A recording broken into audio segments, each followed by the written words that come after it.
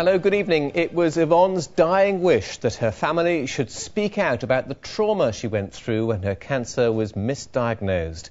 Yvonne Schell has died aged only 53, but her family believe she could have been alive today if doctors had spotted her tumour in time.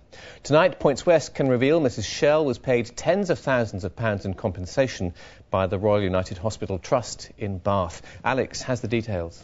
Absolutely. What went wrong? Well, in 2002, Yvonne visited her GP. She was complaining of a cough and shortness of breath. She was then referred to the Royal United Hospital in Bath, and in the December of that year, she underwent a CT scan.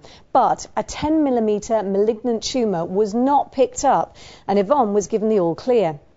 Well, she continued to visit her GP on a regular basis and also made one visit to the accident and emergency unit, still complaining of the same symptoms, but nothing more was done, despite her history as a smoker.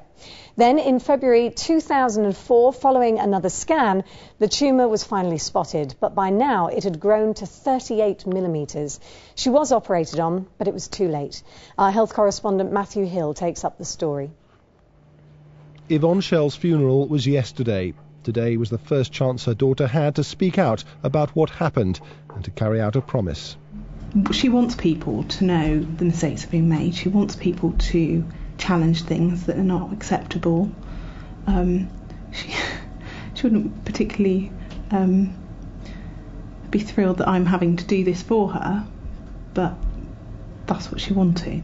Yvonne Schell had smoked all her adult life, so when she complained of a severe cough and chest pains, she was given a scan.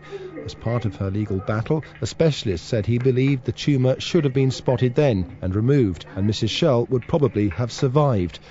Her diary tells a story of continuing frustration after this misdiagnosis.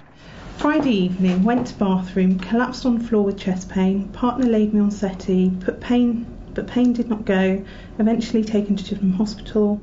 The size of the settlement is substantial. Her solicitor says this reflects her loss of earnings. There was no follow-up appointment during 2003, and during the summer of 2003 she went herself into the A&E department. It wasn't picked up, she was discharged, and it was much later on when the diagnosis was made, so it was a wasted opportunity. 2003, we say she could have been cured, or her life expectancy would have been significantly longer than it was. It's less than a year since the RUH paid an even greater settlement to a woman from Chippenham. Helen Cooper took the hospital to the High Court while she was dying from breast cancer. She argued the hospital never fully informed her of the real risk that she may have cancer after tests proved inconclusive. No one was available for interview from the hospital today, but its chief executive says the trust has apologised to Mrs Schell's family and have learnt lessons from looking at her scans. The trust points out that doctors here examine more than 200,000 scans and x-rays every year. Matthew Hill, BBC Points West, Bath.